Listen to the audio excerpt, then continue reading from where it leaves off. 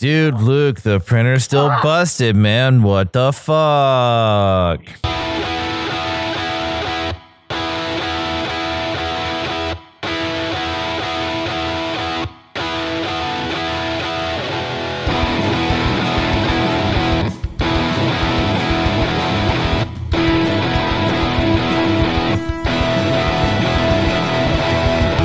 How's it going, everybody? Welcome to episode 125 of the Topless Robot podcast. My name is Ryan. I'm Brooks. I'm Dan. And we're just going to get it out of the way at the top. Gina Carano. Many will call her a victim of cancel culture. I would like to remind those people that cancel culture is a myth. Everyone who complains about cancel culture does so on platforms that are not afforded to the average American. These people cannot be canceled. It's not a possibility. And the fact that she, after being dropped by LucasArts or Lucasfilm, immediately got an offer to star in and produce a film with the Daily Wire is further proof that she has not been canceled. Her freedom of speech has not been infringed upon. She still has her platforms. She's not going anywhere. Her career isn't going anywhere. That's And whether you all like it or not, social media platforms are privately owned companies, and also she violated her contract, and that would get you fired from any job. Yep. Yes.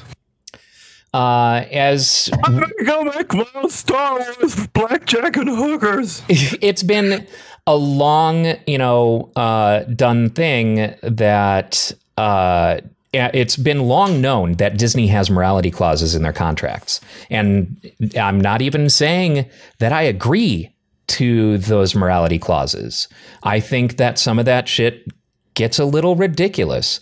But so here's the thought process. Conservatives advocate for a free market and tell us all to vote with our dollars. That leads businesses like Disney to try and get ahead of anything that could be considered controversial to prevent us voting with our dollars on their products. So in doing so, they have morality clauses in their contracts with their entertainers, with their performers, to prevent, to basically be free and able to cut that contract before it gets to a point where public opinion votes with their dollars in the free market that conservatives love so very much. And this is what happens. That's just the consequence of this system that is applauded by the right. Moral of the story, people only like when you vote with your money if you vote for the things they want you to vote for. Exactly. Yeah, it's absolutely ridiculous. And well, she's been a big old baby about it, so. Well, and it doesn't help that, like, she knew what she signed. That's not a surprise. That shouldn't be a surprise. And honestly, if a company is giving you millions of dollars, just shut the fuck up on public platforms when it comes to opinions. Like, that's just that. You've got the dream. You're in the Star Wars universe. Like, can't you just shut the fuck up and not like go blasting on Twitter in transphobic rants, anti-mask rants, QAnon rants, and now anti-Semitic rants? Now, to be fair, I will say I don't think that what she posted specifically is anti-Semitic, as people have been calling it anti-Semitic. It is, again, a very common false comparison of the plight of the Holocaust-era Jews with the unpopular opinion, today.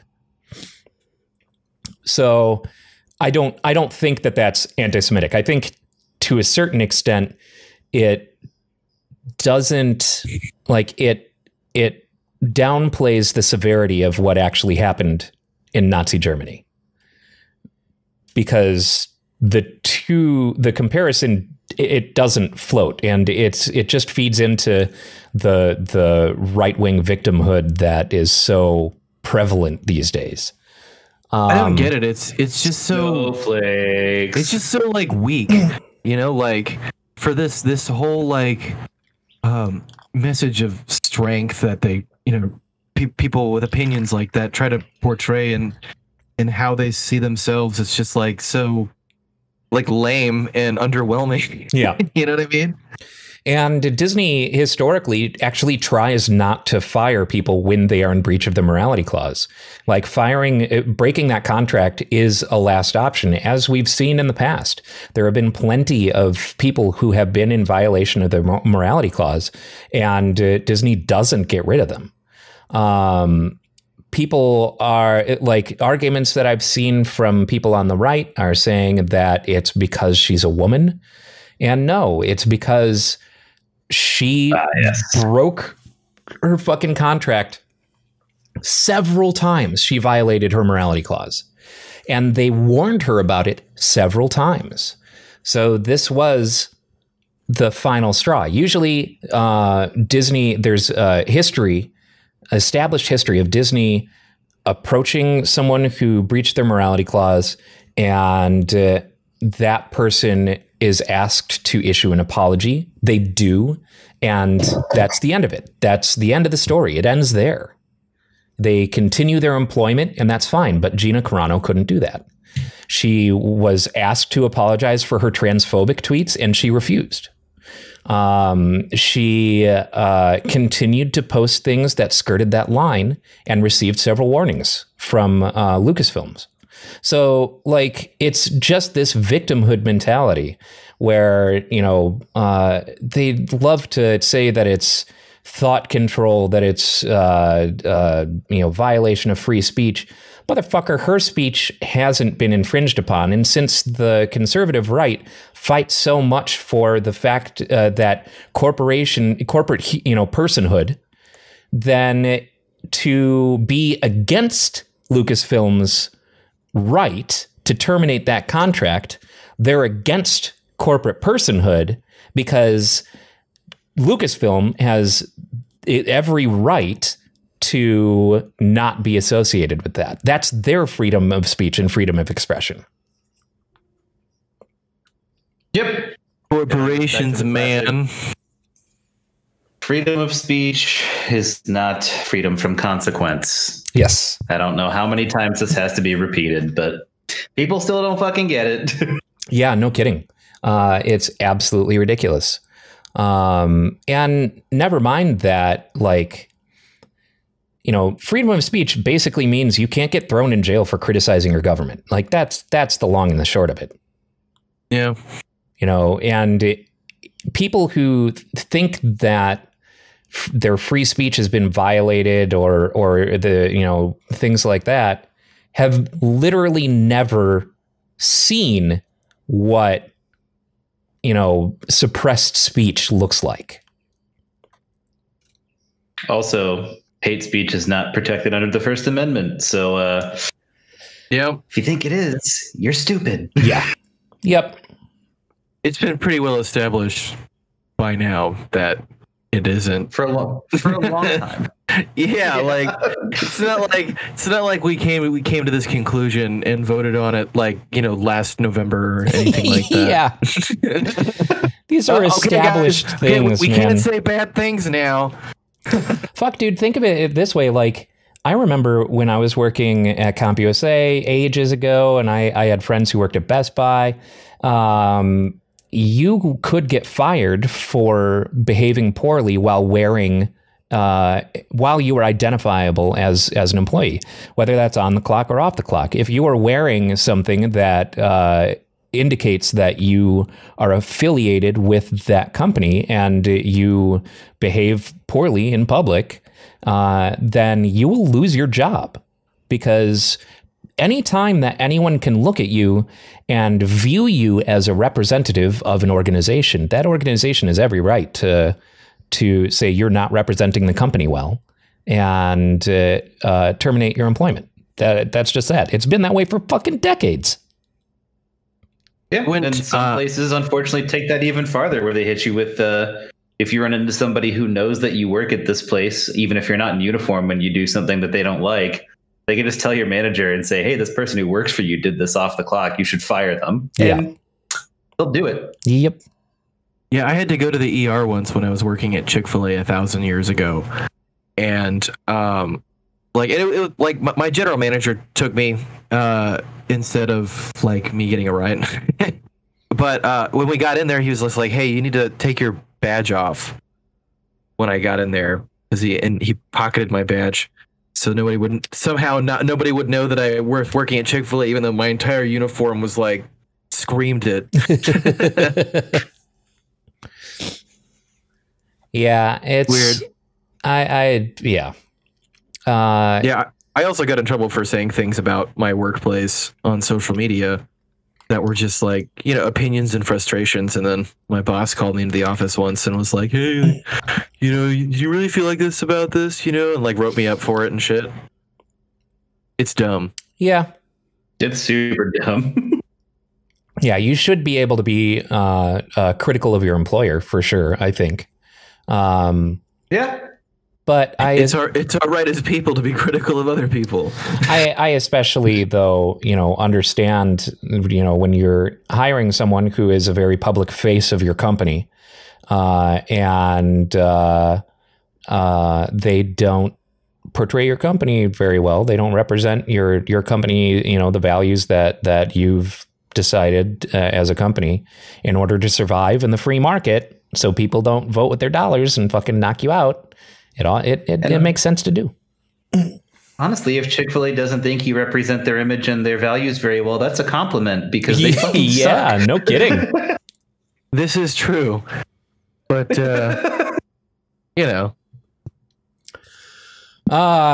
Anyway, that's about all I have to say about Gina Carano. She has gone on to the Daily Wire to make probably another shitty movie that mixes Die Hard with fucking school shootings.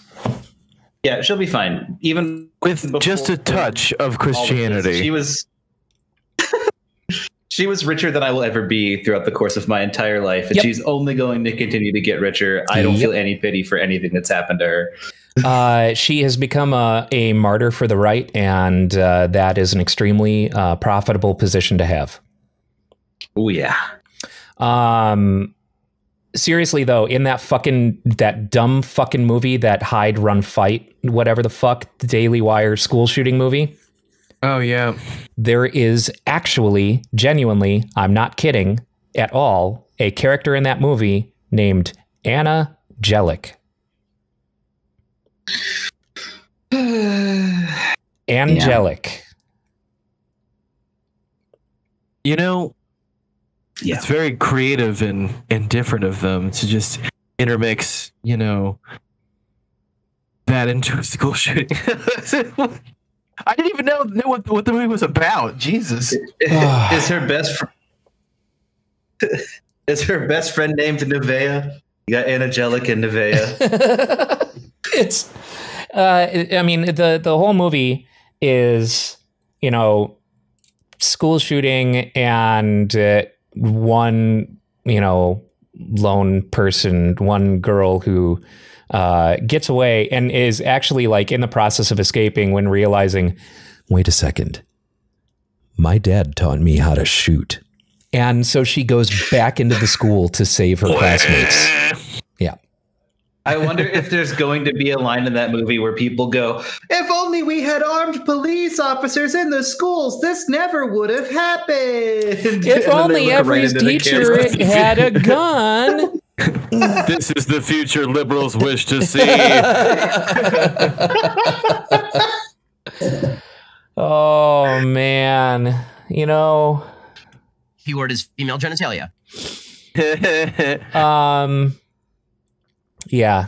Fuck the Daily Wire. Fuck Ben Shapiro, especially. So fucking stupid. Anyway. Yep. In other news this week, we got the title reveal teaser for Sonic the Hedgehog 2, which is coming out April 18th of next year. And the 2 in the logo has 2 little tails, 2 little fox tails. So it's, pretty cool. How much you want to bet Knuckles is going to show up at the end of this one? Yeah, right. Probably. I mean, so Knuckles does show up in Sonic 3, so that tracks. That's what I'm saying. The music is very satisfying. It was what Brooks used Emerald Hill's own music, and it just sounded very nice and very satisfying and very triumphant. But no actual like footage or anything. It was just kind of like a title card reveal teaser. Yeah. What if now they use the original design? That'd be so great. That would be amazing. Seriously, I'm mad that they don't have an original design cut. Like, look, we're getting the Snyder cut of Justice League. Give me the fucking mutant hedgehog cut of Sonic the Hedgehog. It's like I want that as much as I want the butthole cut of Cats. Mm-hmm. Absolutely. Absolutely. So that was a nice surprise to see. Also, we had another great episode of WandaVision.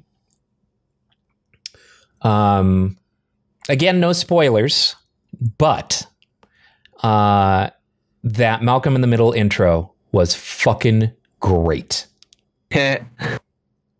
I do love that show. Yeah. So I am, there's three episodes left, I think, of WandaVision. Mm. So I am very excited to see where it ends up going. I sadly did not catch up this week. I kept getting distracted by other stuff. Yeah, you definitely need to catch up. Yeah, I'm not caught up either. I'm still on episode 1. As in, you have watched episode 1, or you have not watched it at all, which would not surprise any of us. It at all. Exactly. I was confused. The second you were like, yeah, I'm just not caught up. I was like, wait, you're watching something? No.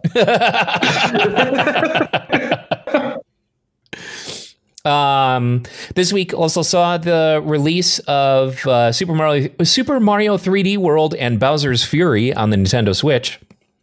Oh, yeah. Bowser's Fury is a new game entirely. And it's a short kind of thing, but it's entirely new with kind of a combination of 3D World and Mario Odyssey mechanics. And it's great. I have 100% completed it. I beat it yesterday. And it's a ton of fun. It is a very, very cool change of pace with the open world, with the different islands and things like that. But the different islands feel like their own levels in any other Mario game. Okay. I wonder if this is kind of a soft test of an open world. It seems Mario that thing. way. So one thing that's kind of weird and a little OP about it is you can basically every 100 coins you get a power up, and that power up gets banked, and you can bank up to 5 of every power up. Oh, damn. So that basically means it kind of becomes your toolbox inventory, where like you say you've got, firepower and you get to an area that you need the cat suit for, you basically just fire that thing up and switch to the cat suit, and it banks the firepower so you can switch back. Like, you're not out a power up at any point. You're only ever out of power up if you get hit while using it. Okay. So I do and don't like that. Since it is a lake world with islands, they give you Plessy to ride around all of the time, anytime you want, in order to easily get from point A to point B, which is great. And the Bowser fights are really interesting and very, very satisfying. It gives you the same sort of sense like when you're playing Katamari Damacy and you finally get to the point where you're rolling up continents and you realize like, I was just, I started out down there, like, and you're recognizing these places that were completely, different because you were so much smaller when you were in them. It gives you that same sort of vibe of like, seeing these islands that like it took you so long to get from point A to point B to climb up this whole damn thing. And now it's just this tiny thing on the battlefield of where you're fighting Bowser. Okay. Looks like it's going to be a lot of fun. Yeah, it's great. I really love it. It's only maybe a 2-hour experience if you're 100%ing it. You can beat it after getting 50 cat shines, but there are 100 cat shines total. So there are kind of two endings. When you go to do the final battle with 100 cat shines, the final battle is a little bit more intense. Because of all the cat shines, which is just code word for cat buttholes. Do they shine? I mean, they stand out if you have a black cat. It's true. Or also, if you... Did we lose Dan? You didn't lose me. I was just lagging really bad for a bit there. If you get one of those jewel things that hang on the cat's tail, then maybe their butthole shines.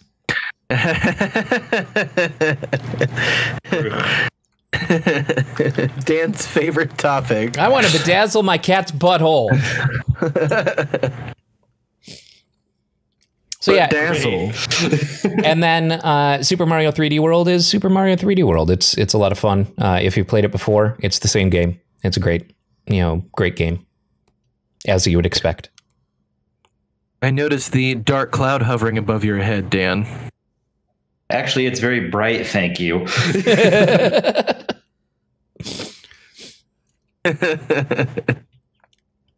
Oh, Dan, just always with a cloud over your head. Yeah. Like that's the old Zoloft commercial.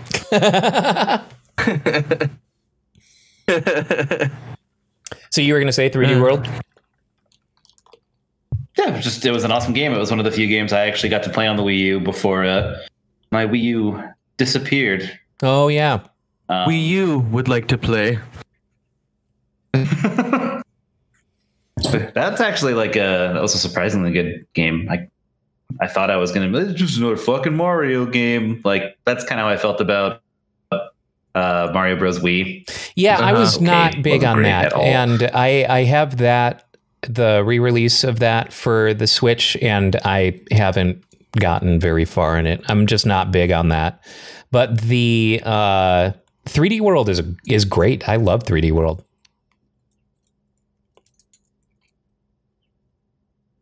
I haven't played it. It's good. I mean, you should. Yeah, I'll just go right on down there to my PlayStation and just fire up some Mario. Do you have a 3DS? Because I think it originally came out on 3DS before it got ported to Wii U. I have a 3DS. Play it on 3DS. I could probably get a couple. But my games, the only thing I've played on my 3DS in recent history is just burning through Final Fantasy IV again. Oh, sure. Yeah, I need to get back to Chrono Trigger at some point. I got to that one boss fight, and it just dominated me, and I needed to set it aside. The one on the floating cube thing. The floating cube thing. Yeah.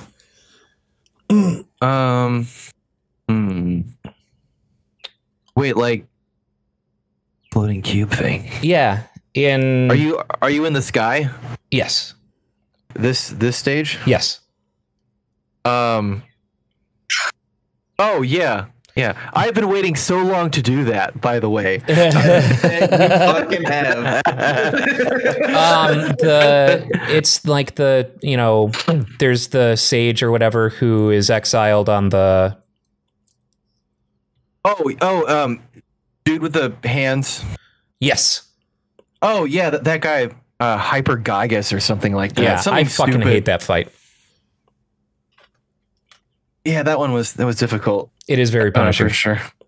But you got to make sure you get Robo on your team and equip the Doom Finger, because that's just the most brutal sounding. It's the most brutal sounding name for an arm attachment. Doom Finger. Doom Finger. So, aside from that, I'm trying to think. Oh yeah, Dan powered the fuck through Cyber Shadow last night. Oh wow, Yeah. You did it. Like from How was beginning it? to end. It was a really fucking good game. That was really, really well put together. It was challenging in all the right parts. And the dashing / got me killed a lot because I like going fast. Yeah, they really punish you for overusing the abilities that you unlock. And Dan got that fucking dash, and he was ABD all day. And they were like, well, nope. That's the thing, man. Slap. That's a good warning. That's a good warning, because I know I'm gonna do that when I fire that shit up. Basically, what's going to happen is you load into the next level, and there are spike hazards everywhere for you to fall into when you slash through enemies. So, yeah. Classic. Yeah. Yeah.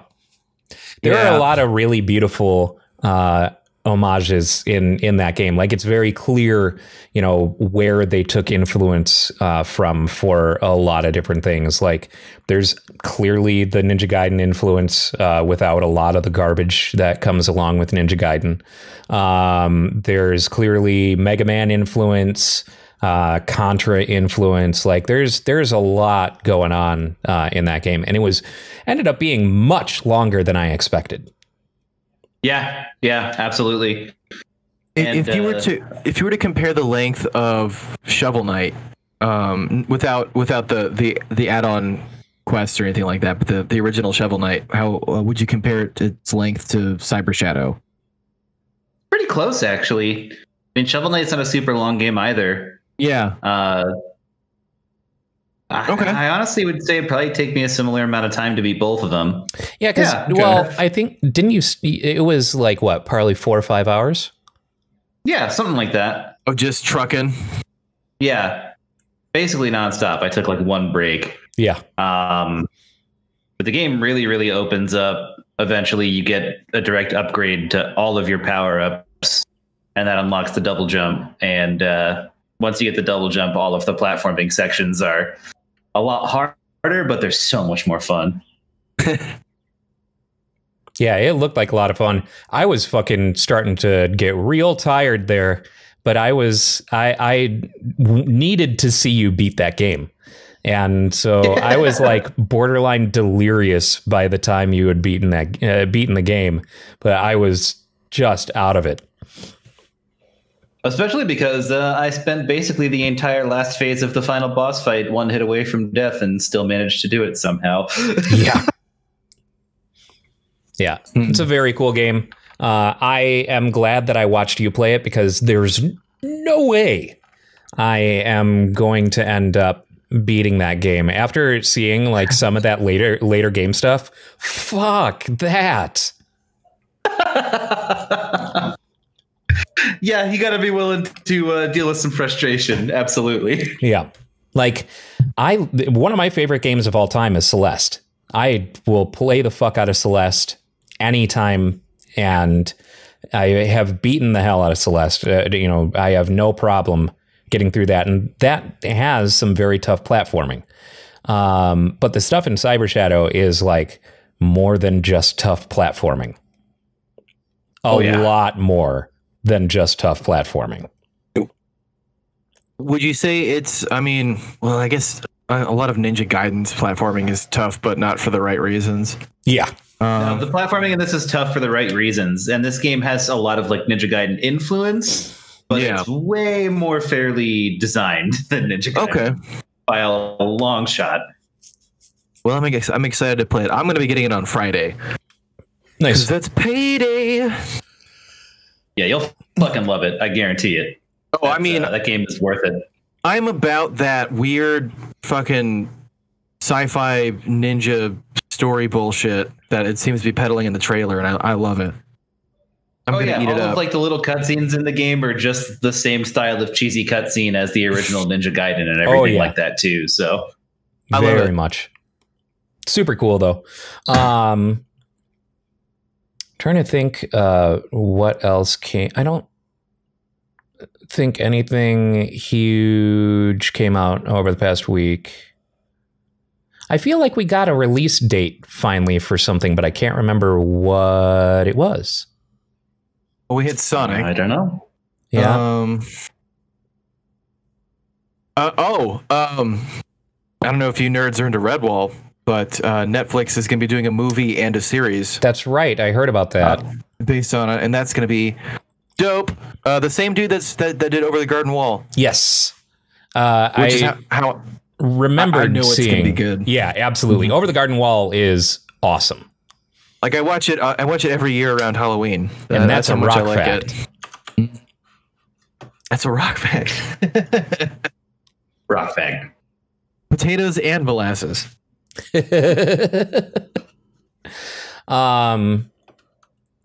So I started watching a series, a new sci-fi original that is based on a comic book called Resident Alien.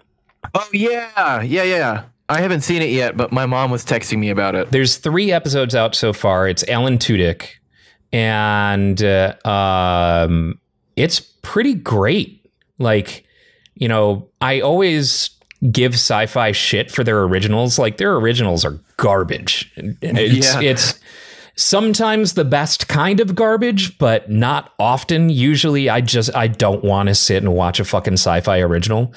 This is genuinely well done, well written, well acted. It is done in conjunction with Amblin Entertainment, so you know, Steven Spielberg's production company. It's probably the highest quality thing that sci-fi has ever produced. And that's saying a lot because most of their content is the television equivalent of like a Hungry Man Salisbury steak meal. Yeah, it's basically like sci-fi originals are basically like Hallmark Channel originals for sci-fi nerds. Yeah, it's like it. You know, sometimes if you're in the right mood, it'll hit the spot, but most of the time you're disgusted by it and you move on. Yeah. Brooks needs both his Winter Prince and his Sharknado. the Winter Prince NATO. Sometimes you want a Winter Prince. Sometimes you want sharks in a tornado. Actually, oh, no. It's all the same generic handsome white guy. What am I supposed to do? It's the vortex of the safety. I'll tell you this though, I prefer the bad Hallmark movies to the bad sci-fi ones because at least I know what's going to happen in the Hallmark ones. You know, I don't have to pay attention too much. Those other ones, it's I mean, I'll just get like a cheap laugh out of a bad sci-fi movie instead of just hating the entire experience like I would of a Hallmark movie. Yeah. Oh no, I get cheap laughs out of Hallmark movies all the time. It's great. I had to watch a lot of stuff like that growing up, and so I always found something about it to entertain me. Yeah, me too. That was something one of my parents would constantly have on during the holiday season. It'd be like Christmas music and Hallmark movies. I'd walk down into the living room and just go, yeah, I know. Sounds about right. But those Hallmark movies, though, like, Timothy Dalton, right? Like, when you think of Timothy Dalton, what do you think of? I think of I think of Die Hard 2. Oh, wait. I mean, I have to look up who Timothy Dalton is. he was a James Bond. Oh, sure. For a while, I thought, oh yeah, he was in Flash Gordon. as Baron, Prince of Mongo. But I am remembering right? He was the bad guy in Die Hard 2, wasn't he? No, he wasn't. I don't remember, because I haven't seen Die Hard 2 in a really long time. I'm picturing him as a bad guy in something. Like, he was the bad guy in The Rocketeer. Yeah, that's not what I'm thinking about. He was the voice of Mr. Pricklepants in Toy Story 4. Well, I guess maybe my brain is just mistaking him in Hot Fuzz. Oh, yeah. There's this shitty Hallmark movie called Timeshare that, like, and for some reason I looked it up like online, and it's, I guess they also did a German dub of it or something. It's weird. Anyways, it's like the most cliche dumb romance novel shit, but I just sometimes get nostalgic for that like shitty like Saturday afternoon movie thing. And so around the holidays, that's why I watch that stuff. Oh, he was in Penny Dreadful. Yeah. I still need to give Penny Dreadful a fair shake. I've tried to start it so many times, and it looks like something that I would be super into, and I just never end up sticking with it. I watched the first episode, and like when I was working at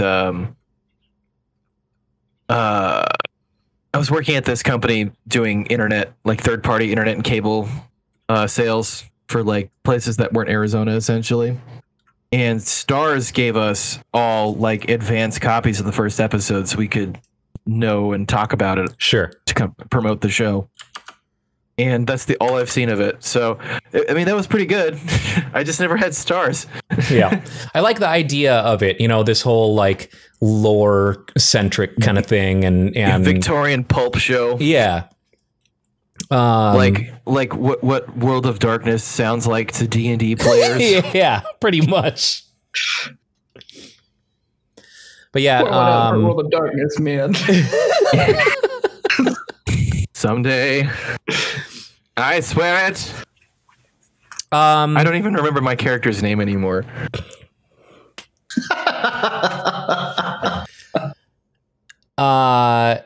So Dan, a friend of mine recently posted on my Facebook wall that Japan is making a remake of a Canadian classic horror film, Cube. Oh, yeah. I could not be more stoked for that. Like, Japanese horror is great, and so great, in fact, that we've had to rip them off on a number of occasions. And I would absolutely love to see how that works out going the other way. Yeah, I feel like Cube is one of those movies that they could easily pull off. Oh, yeah. And seeing a remake of Cube in, 2021 will be really interesting. Yeah, because there's enough effects you can use for cheap. Yeah.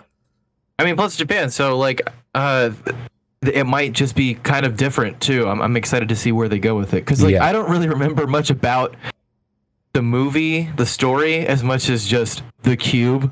Sure. And like all the stuff in there. I don't remember why anyone's in there, but I just know that they're in there, and it's crazy. Yeah, you're never told why they're in there. Oh, well, perfect. Then it worked. And the way that they determine if each segment is safe is, I think they're all prime numbers. Because there's numbers etched on the entrance for each thing, and the safe ones, they're all prime numbers. Oh yeah. Oh, that's right. I'm dumb. Yeah. It's seriously, Cube is one of my favorite movie series. Cube and Cube Zero are great films. Cube 2 I could do without, but Cube and Cube Zero are outstanding. Cube squared. So I'll be super stoked to see how Japan interprets that. I think that could be really cool. It has a lot of potential. The best thing since Turkish Star Wars.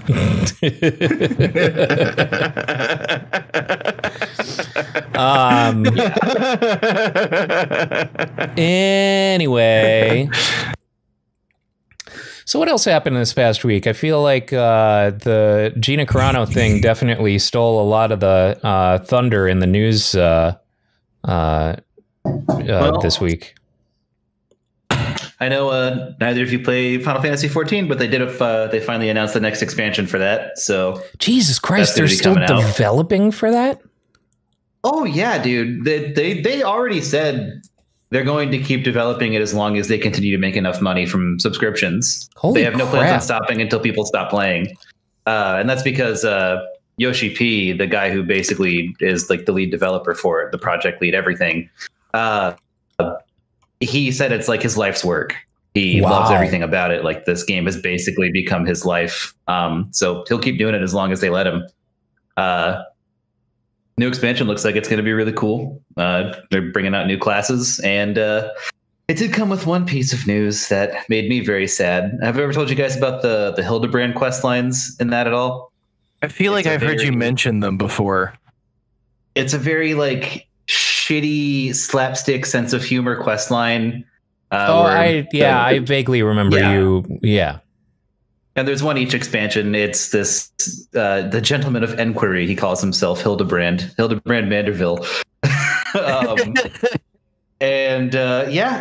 It's really stupid. All of the comedy is just, it's really, really funny to me. There's a dragoon who's an old man who jumps so high he thinks he's died and gone to heaven and sees his wife again.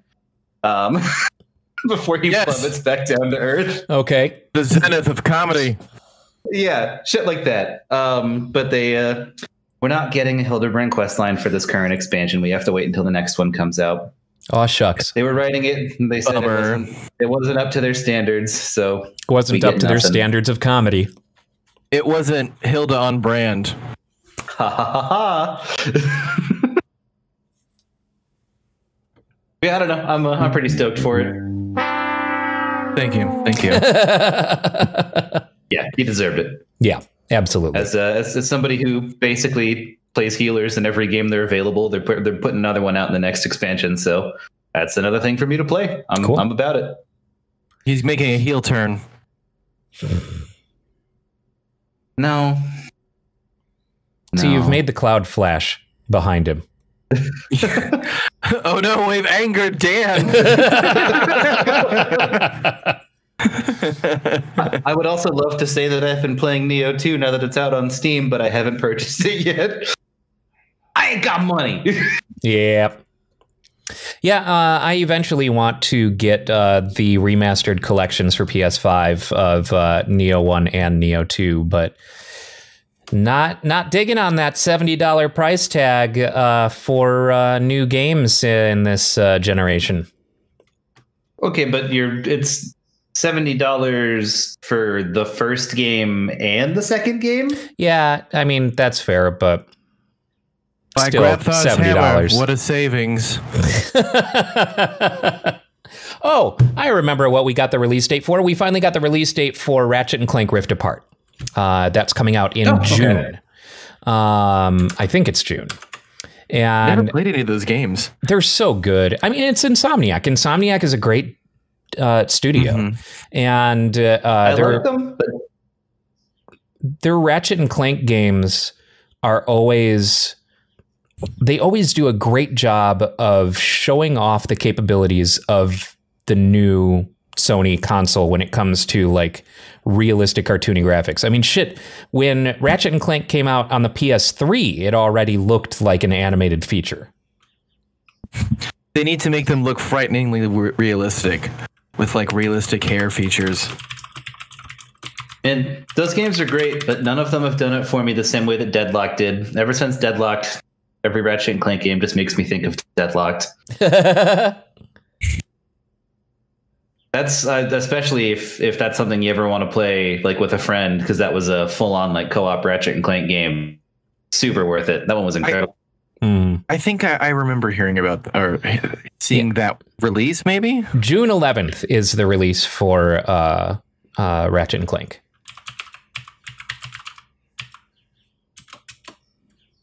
June 11th. Yeah, Deadlocked was a PS2 game, right? We're going. I'm pretty sure. Far Yeah. back on this.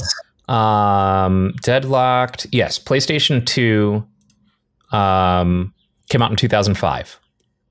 Okay. It's interesting. Gerard, the completionist, recently did a video on the second Ratchet and Clank, because he said that they like changed enough to like make it interesting, and basically most of the things that became series-wide staples originated in the second game. I don't think I ever played the second one, though.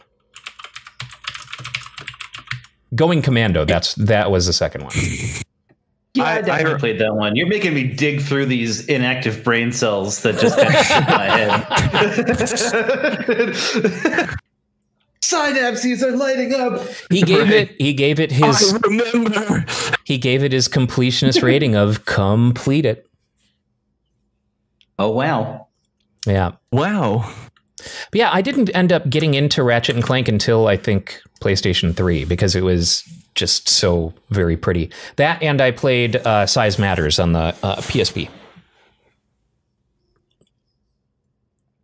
But I've always liked the subtitles they've had for their games. yeah, Insomniac is a great studio, and those games are always well written. I guess apparently in the first Ratchet and Clank, people thought that Ratchet was too mean to Clank, so they changed that character dynamic in the second game, and so he's nicer to Clank. And is played by a different voice actor, and it's been the same voice actor since the second game. What a strange thing to care about. I don't know. That's so weird to me. I mean, I can kind of see it. He's too mean to Clank. Like, if I don't want to spend hours, controlling this dickhead who's treating his little robot companion like a piece of shit. Would you want to play Sonic if Sonic was just like berating Tails all the time? Tails fucked up. He just goes and like kicks the shit out of him or something. You're talking to Dan. Yeah, Dan absolutely would. That'd probably make me laugh. What are you doing, Tails? God, that would be funny.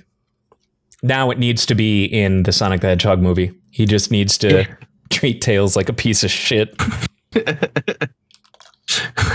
Look, I mean, he's a super genius, but he is like objectively the most bullyable character in the entire franchise. Sonic! Yeah, he is a pair of glasses.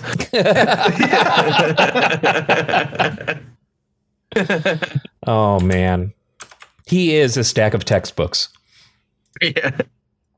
Yeah. Miles Tails pocket protector Prower.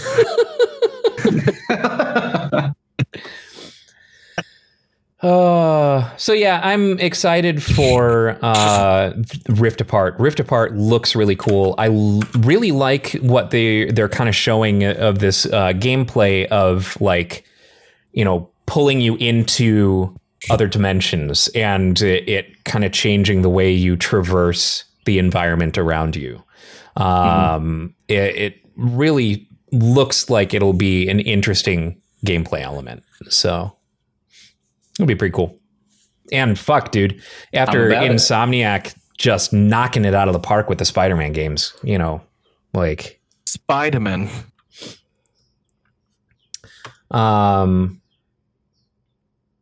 Trying to think what else. I can't. My brain doesn't work. My brain just... The world is lame. Does not work. Yeah, we are now in week 50-something of the lockdown and pandemic. And actually, in exactly almost 1 month from today, it was the last day that the grid was open. Damn. Yep. It's wild. Fast approaching. Yep. Yeah. I woke up to that news after crashing at Brooks's place that night. I woke up on his couch and pulled up my phone and went, cool, I don't have a job. And it's been downhill for my couch ever since. Well, I mean, you know, Arizona's not going to be responsible for us, so we have to, you know, be responsible for Arizona. And yeah, absolutely. Still aiming for that, looking for that 3% positivity rate, and rates are dropping, and it's looking hopeful. And there have been over 1 million vaccinated in Arizona so far, so things are definitely looking hopeful. But looking for that 3%. When we chill at 3% for a while, then we'll open limited capacity and talk about, you know, how that's all going to work and figure that out. But Arizona is not going to force us to do it. So. Oh, hell no. Yeah. You have to take your own initiative in the state of Arizona because, yeah. Yep. Arizona, the bootstrap state. Arizona statistically proved that it is the dumbest state in the fucking country. Maybe one of the dumbest places in the world. Isn't it 50th in education? No, we're 49th or 48th in education, maybe? 48. 48. Yeah. No, it's 48 because I make the joke about being state 48 in both admission to the union and in education. Yeah, that's fair. That's very fair. Yeah. That's what I think about anytime I see somebody with like state 48 gear walking around. You know, it's like, yeah, public school. I just went to Florida recently. I drove all the way to Florida, and I couldn't believe it when I had that revelation of, wow, I'm going to Florida, and it is safer during a pandemic than Arizona. Florida. No thanks to DeSantis. We make all the jokes about Florida, man. Yeah. Florida man. Yeah. Here's to you, Florida man. You who took your pants off and wrestled an alligator. This bud's for you. You who ate a homeless man's face off.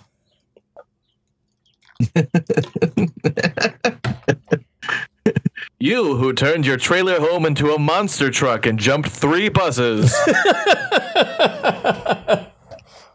You who taught your cat to skydive. Chopped your own dick off and threw it at the cops to try and get them to stop chasing you. No, I'm pretty sure that's an Arizona thing.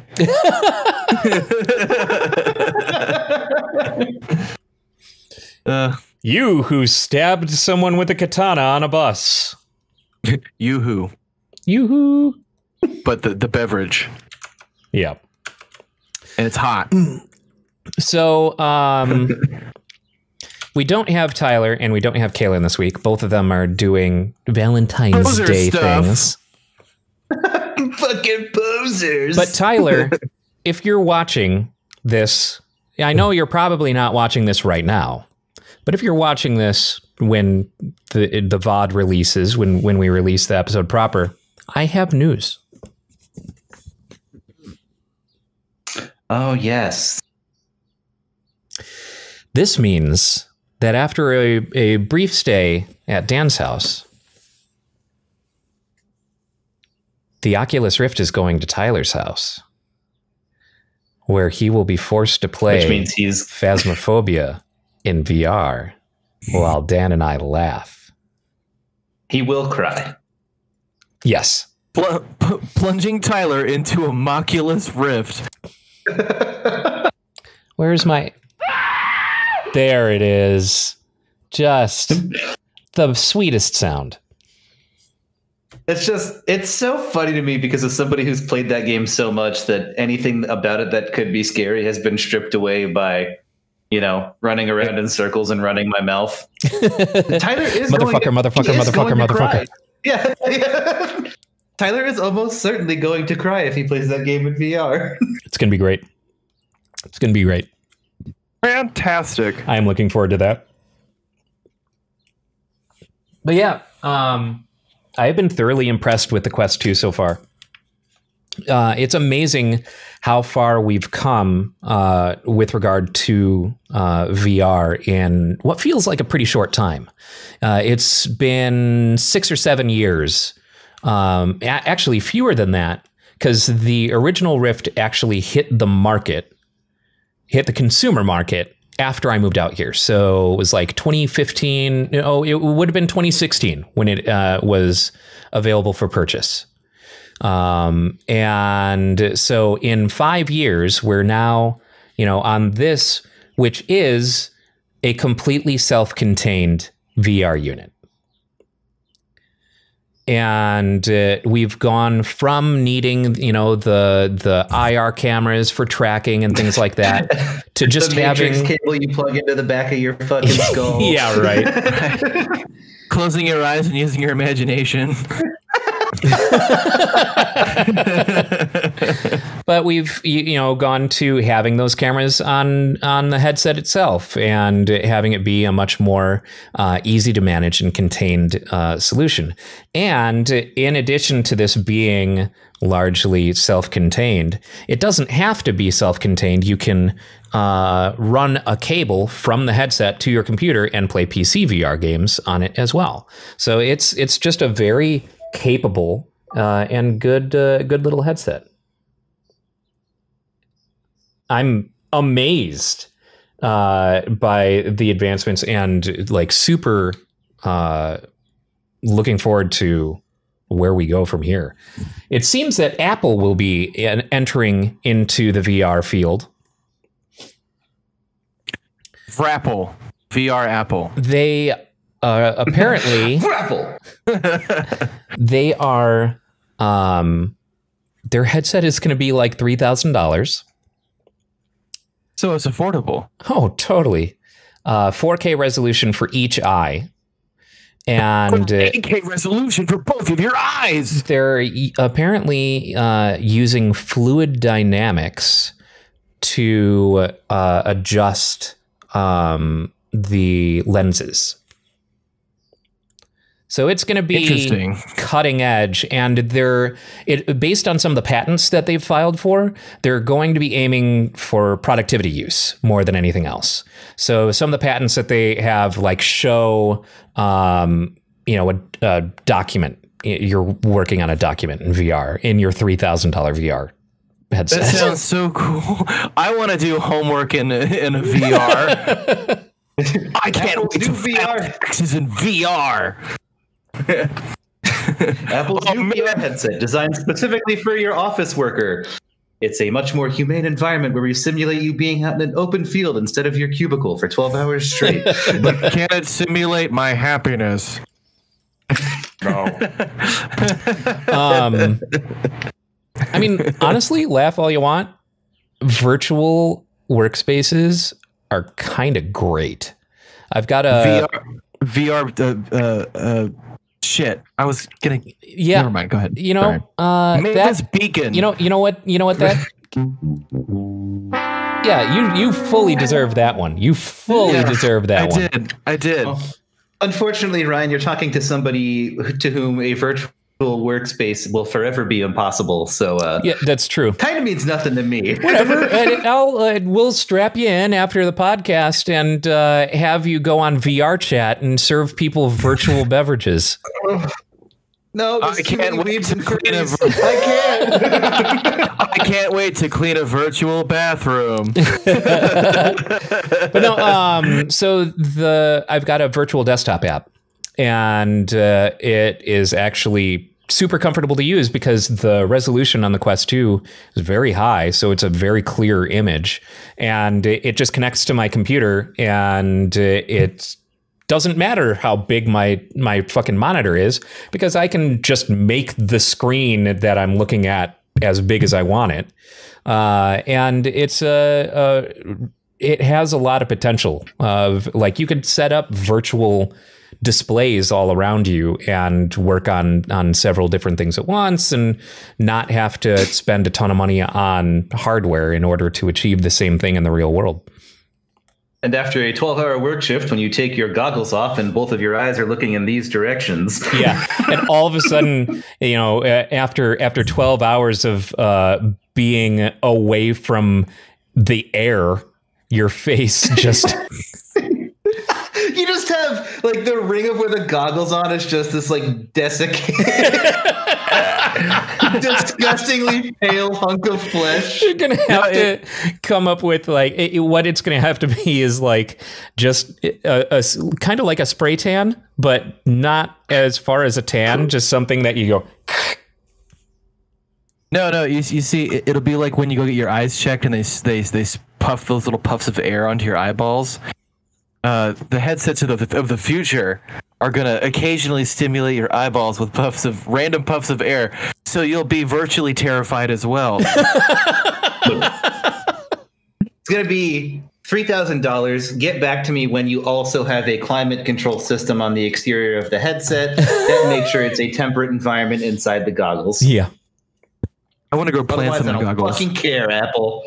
Unless you're virtually visiting Antarctica, in which case it kicks in its air conditioning and blows cold air onto your eyeballs.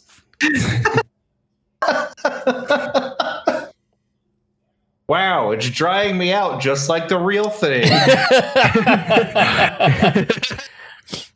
God, anytime you fucking start talking like that, I now think about that fucking video that you showed me that I am a god. I have the power of God. I have the power of God. I had never seen that before last night, and it fucking cracked me up. Oh, man. It's a golden age shit post. I fucking love it. Well, we have gotten to the end of the podcast. I know we kind of touched on it a little bit already, but what games have you gents been playing this week? I have been playing more Hollow Knight, predictably. And also, I fired up Tycho after giving it a couple weeks rest. That's about it, yeah. Gang Beasts with the roommates have continued. God, Gang Beasts is so great. Super Beard Bros just did an F it Beard Bros in Gang Beasts, and it was one of their funniest videos I think I've ever seen. It's great, although it has had some pretty stupid bugs in the PS4 version we have. Like people have gotten like stuck in doors. Oh yeah, that they shouldn't even been able to go into. The bugs are part of the charm. Is it a feature? It is absolutely a feature. You need a little bit of jank sometimes. I mean, anytime you've got what's effectively a physics playground, you're gonna have that kind of jank. And so, like in the episode of Beard Bros, Alex and Brett were the last two standing, and they were on the level with the weird meat tubes falling down and opening the platforms. And so a meat tube fell, hit Brett in the head, knocked him out, but also smacked his head into the wall in just the right way, where his head was stuck to the wall and he could not get pulled off of the wall. So, which meant that Alex had to sacrifice himself in order to lose and continue the game. Was a sacrifice not to be taken lightly, I assume. It was hilarious. What about you, Dan? What have you been playing? Well, I was out of town. I spent a lot of time finally playing Hades, which is a very, very good fucking game. It deserved all of the praise that it got. Absolutely. It's still not my favorite in terms of combat for a roguelike. I'd still got to give that to Wizard of Legend because the spell system in that was really, really good. But as far as the gameplay loop, the writing, that is the game that has best incorporated being a roguelike into actually telling its story and changing its mechanics, like without question. I don't think there's another game that's done it that well. Yeah, absolutely. Fully agree. What they managed to do with that game is super, super impressive. And they needed it after Also, making Pyre, because sorry. Pyre was not super interesting. But Yeah. Yeah. No, and it's also, you know, the way they portrayed a lot of those Greek mythological figures is fun. You know, Dionysus is your cool bro who talks like this all the time, man. And Poseidon being your uncle who's trying way too hard to be cool is also really funny to me for some reason. Hypno sounding a lot like Rob Paulson was kind of a surprise to me. Rob Paulson's the guy who did the original voice of Raphael in Teenage Mutant Ninja Turtles. He also does Yakko Warner and does the whiny best friend or the whiny friend in Jimmy Neutron, Carl. Oh, Carl Weezer. Yeah, Carl Weezer. Weezer.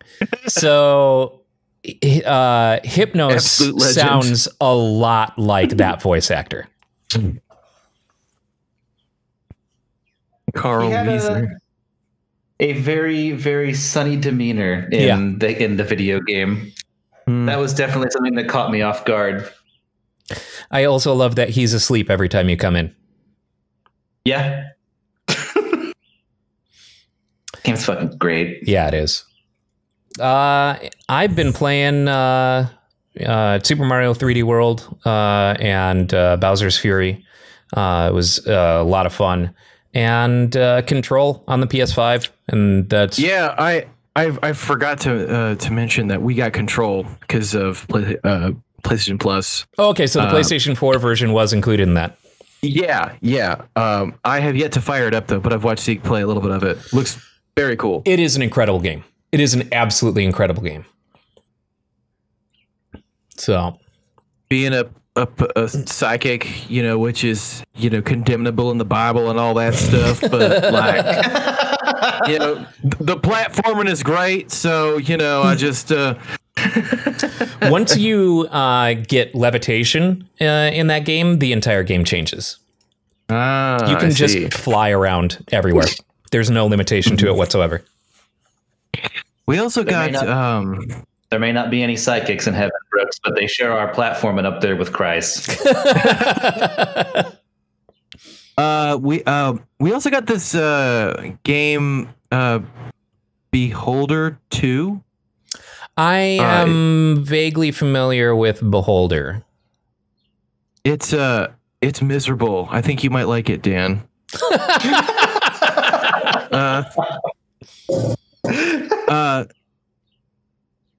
No, you like play this this guy involved in this like communist government plot thing where you work in like an office of information kind of deal and have to submit requests for things. But then in the background, there's all this other weird stuff you're doing, like figuring out why your dad is dead, and you have to like spy on people, and it's a lot of mental work. It's fun. Okay, yeah, that does sound fucking awesome. And it's like super bleak looking, so you know, I think you might enjoy the style. Yeah, probably. I think I have it, but I've never played it. It's I can't play it super late at night because it'll put me to sleep sometimes, especially filling out those forms. No, it's crazy. Like you're just like reading boxes of text and like pushing buttons, you know, just mindless work like it's supposed to be in real life. It's fun. I love it. And on that note, no, go ahead. Huh? No, end the episode. Fine, it's over. Thanks for watching and listening. Bye.